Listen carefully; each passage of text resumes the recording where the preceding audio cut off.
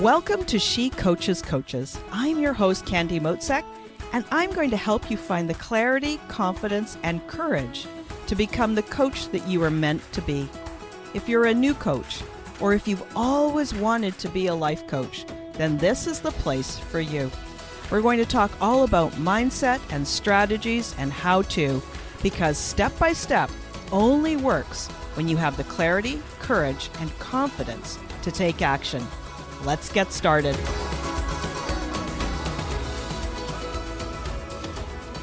Hey friends, how are you today? I am so excited you're here. It's time for episode 12. Today, I'm going to answer one of the most common questions, common comments that I hear from aspiring coaches. They dream of being a coach, and this is what they say. How can I be a good life coach if I'm a hot mess?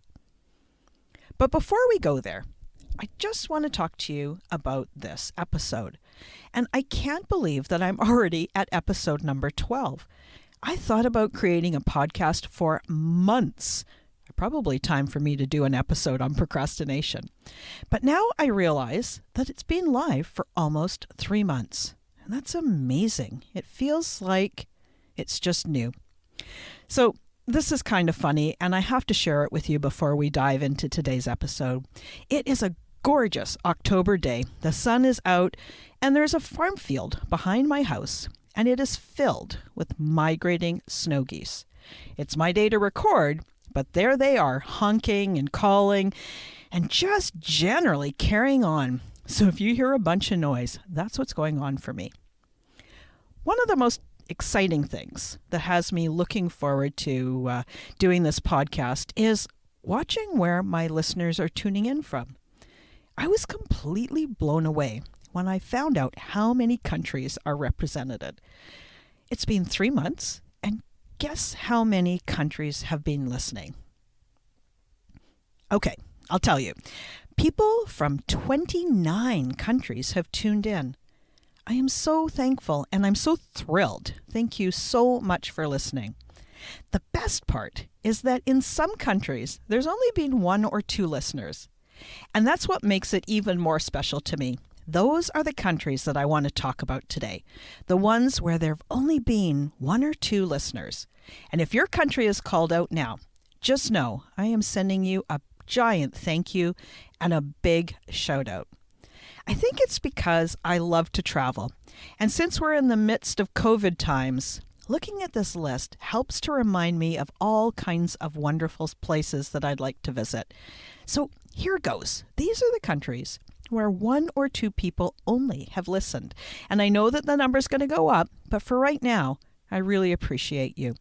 Costa Rica, Curacao, Dominican Republic, France, Russia, the Philippines, Singapore, St. Martin, Taiwan, Italy, Saudi Arabia, South Africa, and Zimbabwe. It's crazy, right? It just feels like I never expected that this sound to go out and that people would tune in from all over the world. It seems kind of like a miracle. Okay, so let's get on with this week's episode. Here's what I'm talking about today. I've heard this comment so often, and it sounds like this. I can't be a life coach. My life is a hot mess.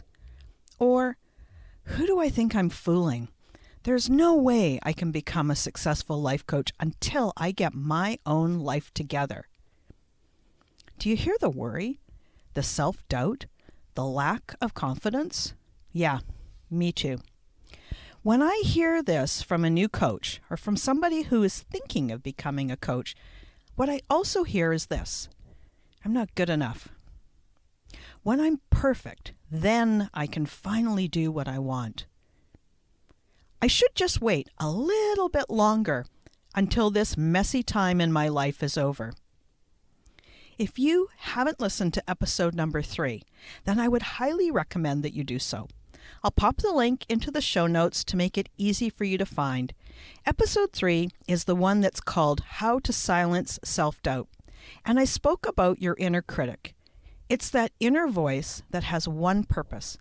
Its idea is it wants to keep you small and safe.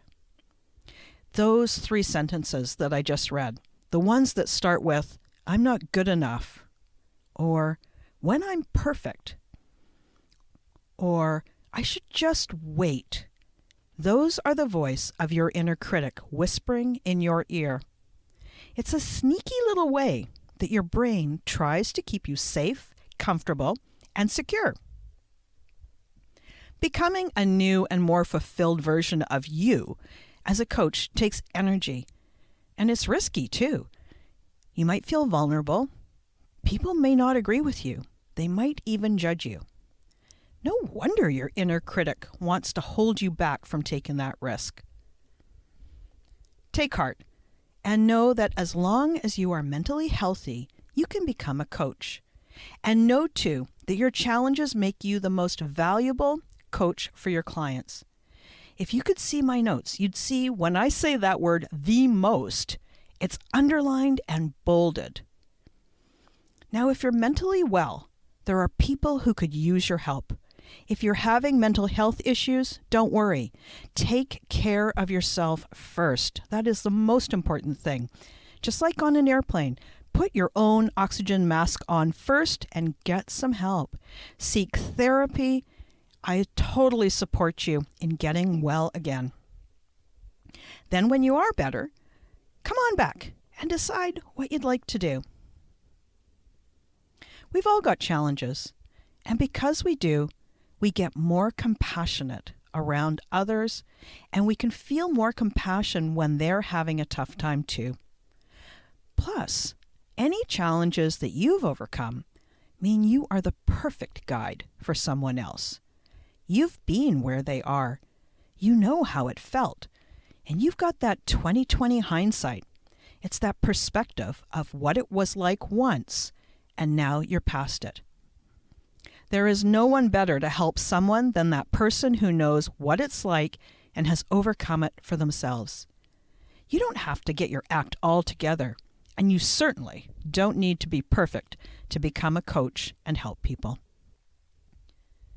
In addition to appreciating what your clients are going through, I think there's value in remembering some of what a coach's role is. Let me just say that in a different way. There are 4 roles that I think are important here.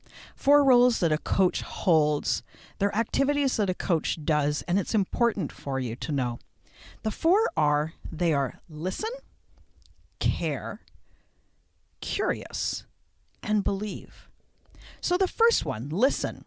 A coach's role is to listen to the conversation, to hear the words that your client uses, and to listen also to what is underneath those words, and even what is not being said. The second role, care. A coach's role is to care for your clients, even love them in their humanness. For many, a coaching session is the only place in their life that they're accepted and cared for without judgment. They don't have to do something different. They are accepted for who they are. They don't have to say something in a different way, and they don't have to be quiet about their opinions. The third one, curious. Coaches are curious, and because of that, we ask powerful questions to help our clients think in a new way. Asking and then letting the client have that aha moment, or perhaps even showing them their blind spot so they can understand why they're getting those results right now. And fourth, believe. As a coach, you want to believe in them and their ability to get the results they want. You hold that vision for them, and you know they can do it. It might take time, and there will be ups and downs along the way, but you know they can do it. And at first, they may not believe in themselves, but you as the coach believe in them, and then over time, they grow in their own belief in themselves. So do you see what I mean? Nowhere in those 4 aspects of listen, care, curious, and believe, none of them say that the coach needs to have a perfect life. It doesn't say that a coach is never anxious or worried or vulnerable or nervous. No, definitely not. The coach is human. You are human. And that connection, that person-to-person connection, that is the spot where all good coaching takes place. If you are having a challenging time, you get to put your own worries on the side and focus on your client and listen and care and curiously probe and believe in their potential. The coach is there for the client. Sometimes, if you're having a tough time, you can be so much more compassionate for your client's challenges too. And you can use that coaching time to get out of your own head and just be with your client. It's surprisingly kind of like having a little mini break in the day, because one of the best ways to put your own troubles aside is to think about someone else. Focus on them and how you can help them. You can only hold one thought at a time, so when you're thinking about your client, you won't be thinking of your own problems. Coaching is a helping profession, just with less academics than many of the other helping careers. Can you imagine a doctor or a therapist saying, "Nope, I can't help you today. I've been fighting with my teenager. I'm having a bad day. Go away. Come back another day when I feel better." Of course not, right? Now, there's going to be times where there's a family emergency or there's something major going on. But the normal ups and downs of life happen. They are normal. And that therapist and the doctor have them too. And they still show up to help you. Remember, therapists have their own therapists. They do their own work. And good coaches have their own coaches to work through their issues too. You will become a good coach when you learn coaching skills and you practice, not when your life is less messy. You'll probably start out as not very good, maybe even kind of rough. Remember those levels of learning I spoke about in episode 10? But with time and practice, you will get better. Feedback is important too as a new coach. Find out how you're doing and where you need to grow. It is totally okay for you to be a beginner baby coach and grow into the role. So thanks for tuning in. And make sure that you hit the subscribe button, since that's the way you'll be first to get all future episodes. And hey, if you don't have someone who is helping you walk step by step through the process of becoming a coach, or if you want some life coaching yourself, please reach out to me and let's talk. I've got room for a few more private clients. You can click on the link in the show notes. So that's it for today. And before we wrap up, I want to tell you about my free resource library. I created it to help you become a coach and give you all kinds of resources to make your life easier. It's called the Coaches Online Business Academy, and here's how it works. You sign up for your free account, and you get immediate access to a whole bunch of resources. And yep, it's all free. I've got a quiz to help you narrow down your niche, a pre-recorded 5-day training to kickstart your coaching business, and a whole bunch of PDF guides, including 147 proven coaching niches, a checklist for what to do when you're a brand new coach, and ideas for places where you can find paying clients. Every month, I add more free resources, and you'll be notified when I upload them. I'm so pleased to be able to share this with you. To get access, click on the link in the show notes and sign up today. We'll talk to you soon. Thanks again for listening today. Please hop on over to Apple Podcasts and leave a review. Also, I would love to hear from you. Did something that I say resonate? What else would you like to learn about? Click the link in the player and leave a comment on the post. This is going to give me great ideas for future episodes so I can help you best. Join me again next week for more coaching, support, and teaching to help you become the confident coach you are meant to be.